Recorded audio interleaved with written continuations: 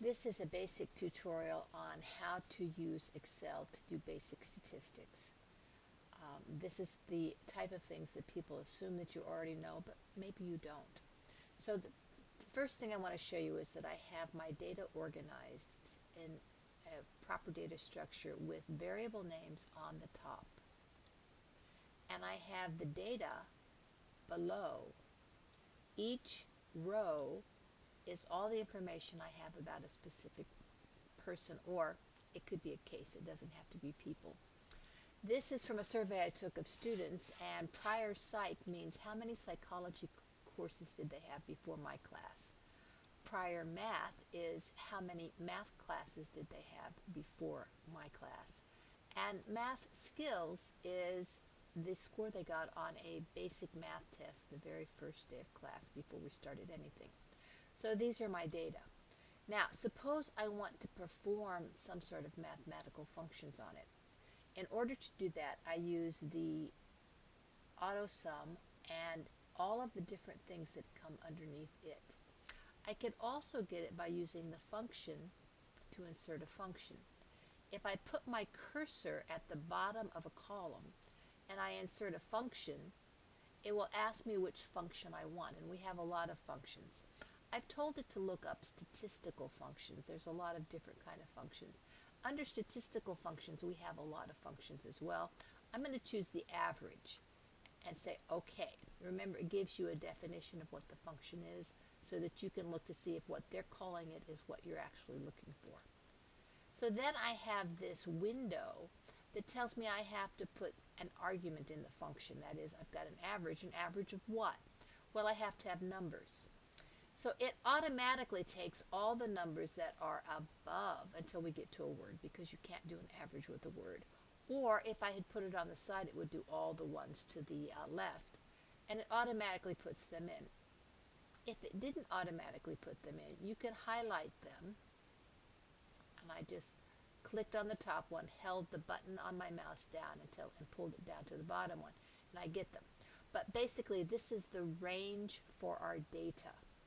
The prior psychology numbers for those 19 students are starting in column in cell A2. So this is column A, row 2, going down through column A, row 20. And it calculates the average. Suppose you wanted other statistics, as you might. Well, if we click on this, we can go down, and let's say we wanted to get the standard deviation. We have to go pretty far down because these are alphabetically ordered. And I want the standard deviation for a sample, because this is a sample.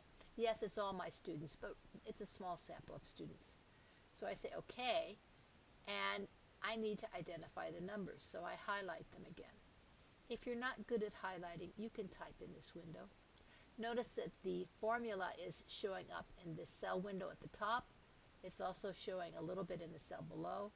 I say OK, and I've got it. You'll want to have a mean, and I'm going to write the labels here so that I can remember which ones are which, and the standard deviation. Suppose we wanted to get the median instead. The median's right here.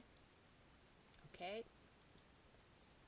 And I don't want it through A22. Notice it's picking all the numbers that are above. I only want it through A20. I can select them, or I can just type it in. Okay. Most students, the median, 50% or less, had only one psych class before this. Well, that's the median. So what's the mode? It's probably going to be 1 as well, isn't it? You could have multiple modes, and Excel may not tell you that, so you need to look at them yourself. There's mode mult, returns an array of the most frequently occurring repetitive values. Okay, I want that, and I want it for this data range. Okay, and one course. Now I can do the same thing for my other variables, prior math courses, and the math skills, and I could do it the same way, going through them one by one by one, or I can copy the formulas. I'm copying them with a Control C. You could do it with a right click and copy, and then I can paste them.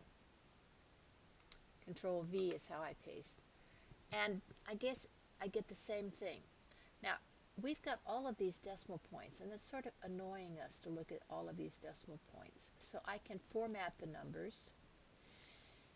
And so if I go to Format Cells, I go to Number, and because these are all whole numbers, 2 decimal places is the right significant digits. And so now I've got the numbers correctly rounded. So if I look at them, the mean, this is the median, this is the mode. The mean number of previous math classes is actually higher than the previous number of psychology classes. The average for the class on the 8-item math skills test was 4.84. You see the standard deviations, the medians, and the modes. And that's a basic introduction to how to do simple statistics with Excel. Bye now.